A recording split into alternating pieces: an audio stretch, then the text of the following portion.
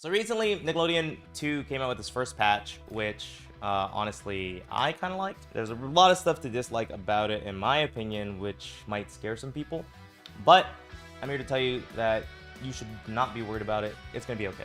So the biggest things, it was a few nerfs to Azula and kind of a lot of nerfs to Reptar. A few quality of life fixes and like a few kind of bug fixes, which ultimately I liked. And yeah, I'm here to tell you about what the patch means, what it means for you, and what it means for the future. So first things first, a lot of people are worried, the game just came out. Why is there a balance patch? Well, this balance patch was actually supposed to be released when the game came out, if I'm not mistaken. This is what I heard, could be wrong, but it seems like it's something that they wanted to release before the game came out, and unfortunately, it was a little difficult to push that. Now, throughout the years, I've heard that having a game on the Switch can lead to a lot of patch delays because you have to go through Nintendo's like approval process. So I'm assuming that's what happened with this game, where a lot of the other places to patch seemed a lot quicker and easier. But when it comes to doing it on the Switch, it can be a little slower, which honestly, that can be a little scary. But, I think it's okay as long as they have an idea of what to patch a little earlier. It might make it a little harder to patch some problematic things, but ultimately, I think it's a good thing. I mean, even with that, you can tell the devs are looking for ways to make sure the game is balanced, okay. I'd rather have a game that's patched a little more periodically than a game that's not patched, personally. But this was pretty fast. Again, going with the knowledge that this patch should have happened beforehand, it makes me a little more confident in it. And I do hope that that is true, but I mean, I just haven't asked the devs myself, so I cannot confirm. It's just what I heard. So I'm happy with the timing of the patch. I'm happy with what they did.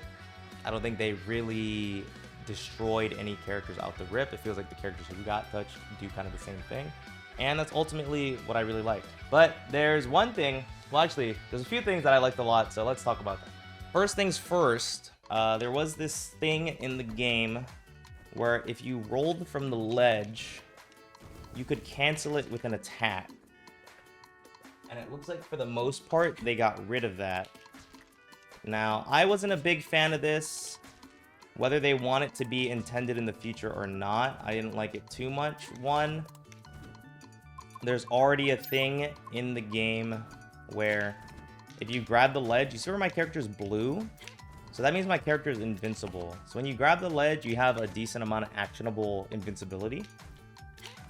And it's kind of already in the game. It makes it so if you do ledge drop into an option, like if I do a forward air here, my forward air is invincible.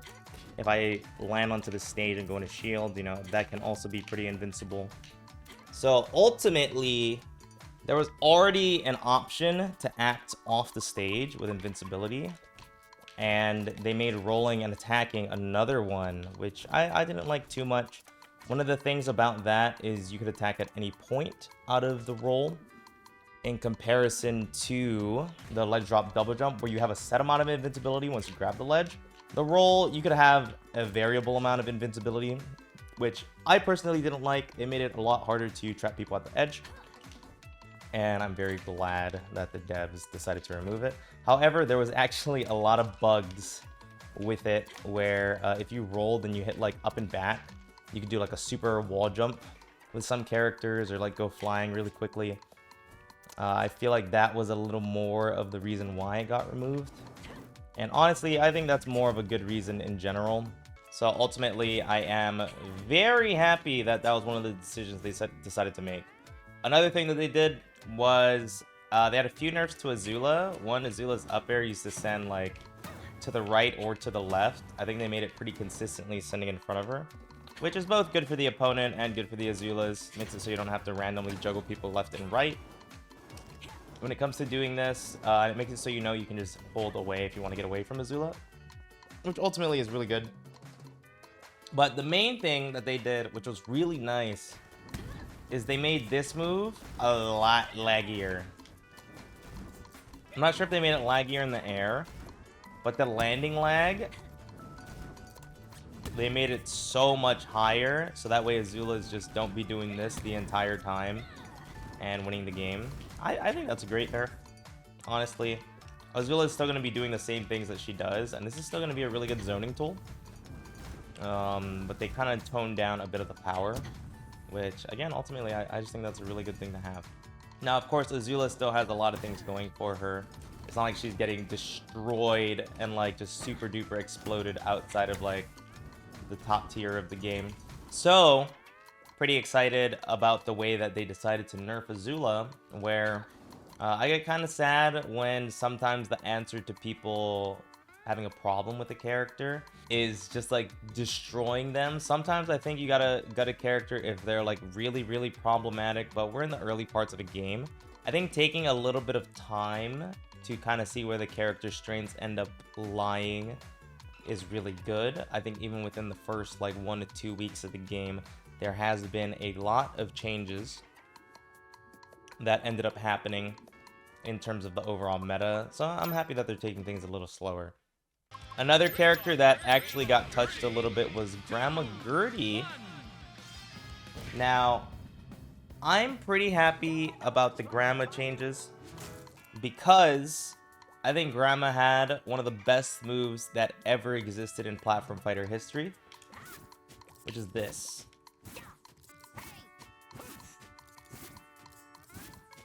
She has this side B where it kind of doesn't really have that much landing lag. I think it might even have more landing lag on this patch. I could be a little wrong, but there are times where it still looks pretty low. But the one thing that this move had is it used to cancel on hit. So you would hit people with this on hit, and you can just go into a combo. You could do a ton of stuff when it comes to this. And honestly, I was not the biggest fan. It's a really hard to react to move. It has like a very big hitbox just overall. I guess it looks like it still cancels in the air, which I mean maybe it might still cancel on the ground too. Let me actually see. So it does not cancel on the ground. It looks like it does cancel in the air, which honestly I think that's still kind of problematic. But it's not like this move will hit you, and 1, since it cancels on a hit, you get to combo off of it. 2, since it cancels on a hit, if it hits a block, it's safe. So now Granny's do kind of have to put herself a little higher instead of staying like lower to the ground when it comes to using these. Honestly, I just think 1, having a move that cancels on hit in a game that has a canceling mechanic seems kind of counterproductive. But they made it to where even though it does cancel on hit, at least in the air, you still don't end up going flying after it, which is really good. Ultimately, again, like I said earlier, I thought this move was one of the greatest things to ever happen to platform fighters. It's fast, it auto-cancels, cancels on hit, so it combos, it makes it safe on block. But it just looks like that wasn't really an intended interaction. And honestly, I'm just happy with the way that they're deciding to patch things. So the last character that got a lot of changes was Reptar. Now, Reptar, ultimately, I don't think a lot of his changes mattered that much, which I think is really good. His up air does 12 instead of 14, which is awesome. Did they change the angle? I don't know if they changed the angle. I think it used to hit higher. Doesn't look like it's hitting higher right now. The Reptar changes seems like they changed the activity on a lot of his moves.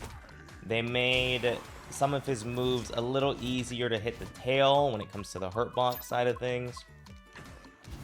But the one thing that I'm happy about, even though it seems like they took a lot of power away from Reptar... Oh, that's where it can still hit up. But even though it seems like they took a lot of power away from Reptar, they really just like toned him down in a few areas that'll make him a little less frustrating to deal with. And again, I'm just a really big fan of kind of the way that they decided to do this patch. One thing that you do have to keep in mind is if this patch was intended for like a day 1 release, then how are the patches going to be from here? And to me, that's a little worrying because honestly, I just don't really know. I don't know what the patch cycle is going to look like. I don't know how drastically they are going to touch certain characters or not. But more importantly, it's kind of hard to tell the frequency because since it has to go through Nintendo to get the patches out on the Switch, again, like it does take quite some time for that to happen. So I think the frequency of the patches will be a lot slower than what we might be used to. Whether that's a good thing or a bad thing, you know, whether letting the meta develop will be a good thing, or maybe something crazy is going to happen on one of the patches that people aren't too much of a fan of, like the Granny Side B, where I wasn't too much of a fan of that, but even more extreme, you know, and they just aren't ready to get a patch out in time. I do wonder what the general reactions are going to be, both from me and from like a lot of other people, you know, but at the end of the day, we're just going to have to see what happens. That's kind of a quick patch rundown. Not too much changed, but they made a lot of nice fixes, which is really good, and honestly, I'm a very big fan of that. Very big fan of that. And before I go, one thing I didn't really touch on is they made slime strong attacks not have a knockback multiplier, but they still have a damage multiplier. Slime strong attacks were just really strong, honestly. So again, happy that they decided to tune that down. And yeah, I just wanted to make sure you guys knew about that before I did sign off. And yeah, I hope to see you guys at the next video, of course, next streams. And yeah, peace.